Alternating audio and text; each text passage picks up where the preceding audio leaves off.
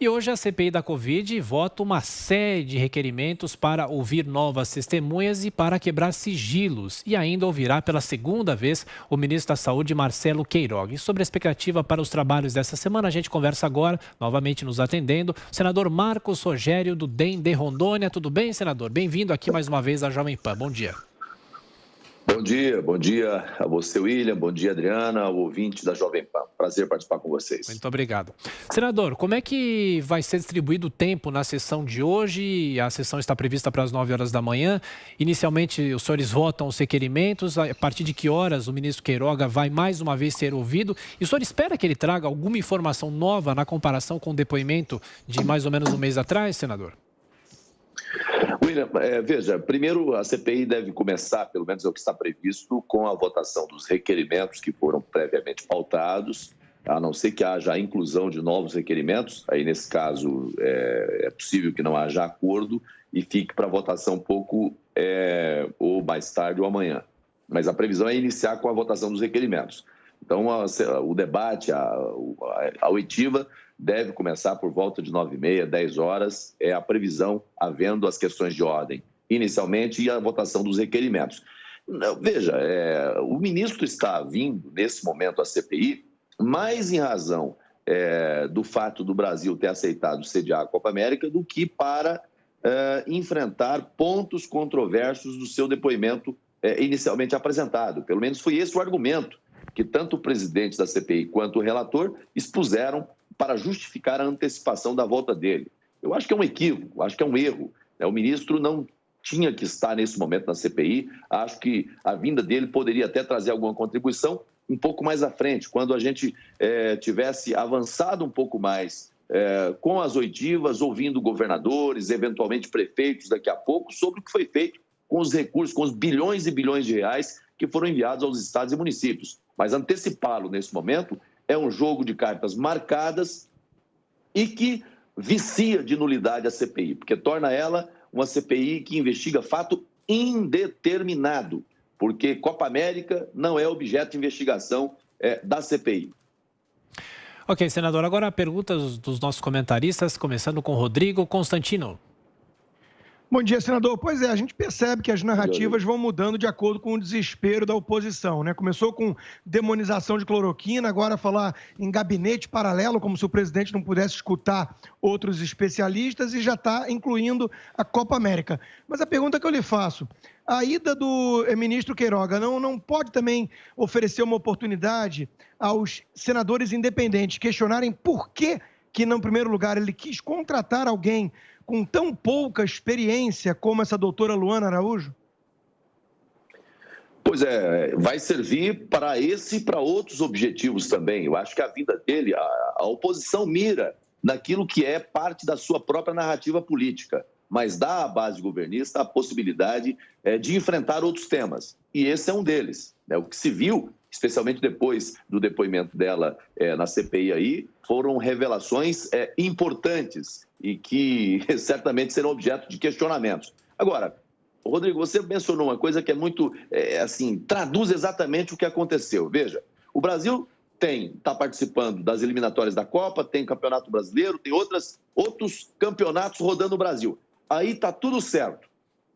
Como o presidente Bolsonaro foi procurado em razão de outro país ter tido posição contrária à realização da Copa América, então chama-se o presidente Bolsonaro, coloca na conversa. Ele diz, ok, o Brasil, respeitadas as condições sanitárias, pode receber.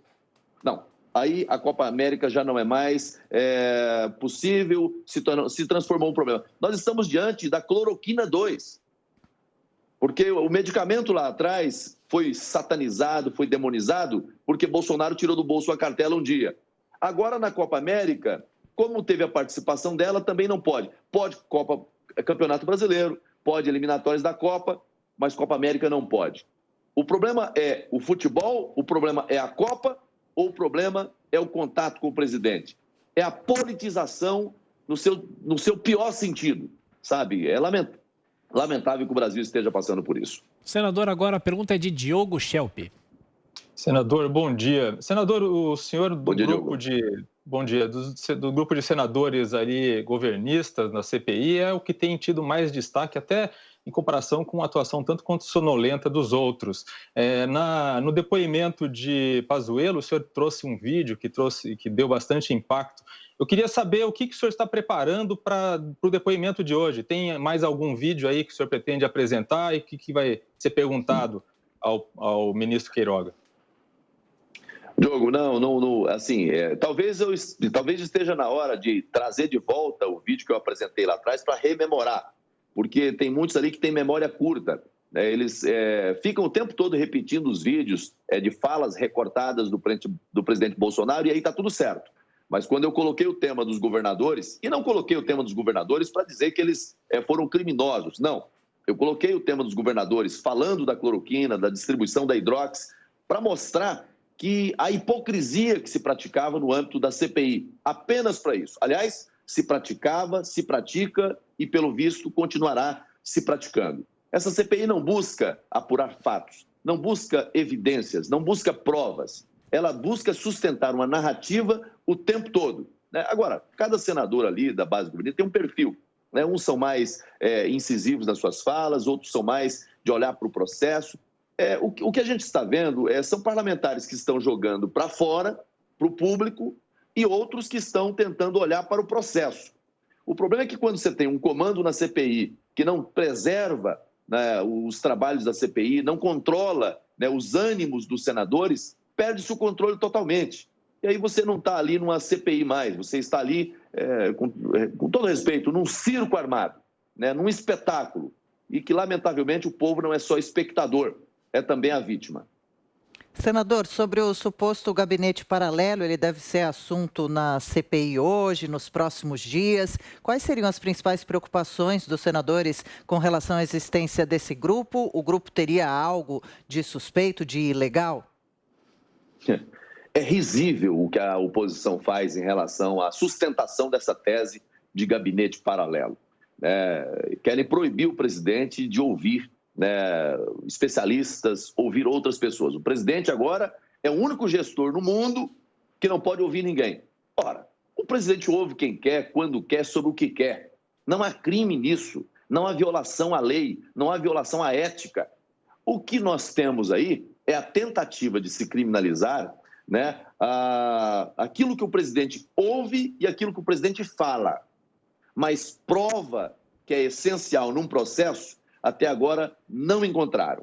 Não há provas contra o governo, do ponto de vista de crime de responsabilidade fiscal, do ponto de vista da imputação penal e do ponto de vista do ato de improbidade. Não há provas até esse momento. Então, na falta de provas, criam narrativas e tentam sustentar essas narrativas. Essa questão do gabinete paralelo é algo assim, vexatório, vergonhoso, querer forçar a mão para dizer que há um gabinete paralelo. Ora, vão proibir?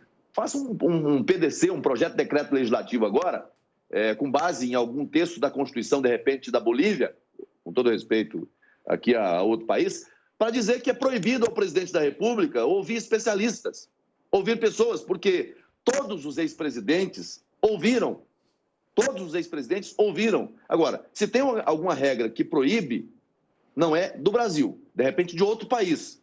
Tá? Falando da Bolívia, que é país vizinho meu lá, que tem o maior carinho pelos bolivianos. Mas não há na Constituição brasileira, não há na legislação brasileira nenhum impedimento. Pelo contrário, há na lei, há nos decretos, regulamentação dizendo que o presidente pode fazer exatamente isso. Senador, para a gente fechar em relação aos governadores, a expectativa de ouvir primeiro o governador do Amazonas, e na semana passada ele foi alvo de busca e apreensão. O senhor acha que essas ações também da Polícia Federal podem ajudar a esclarecer fatos no Estado? De que forma o senhor, principalmente, vai explorar isso? Wilson, obviamente que acho que esse é o caminho da CPI, perseguir, seguir o caminho do dinheiro.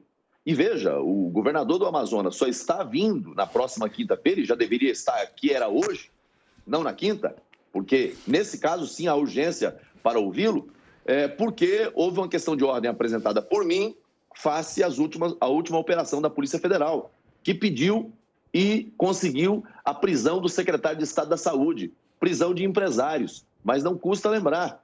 Tem pedido de prisão contra o governador, tem pedido de afastamento contra o governador, diante dos fatos gravíssimos que estão sendo apontados nessa investigação da Polícia Federal. Então, acho que se a CPI caminhar no sentido de buscar saber o que houve com o dinheiro da Covid, os bilhões e bilhões de reais, aí ela vai conseguir prestar algum serviço relevante à sociedade brasileira.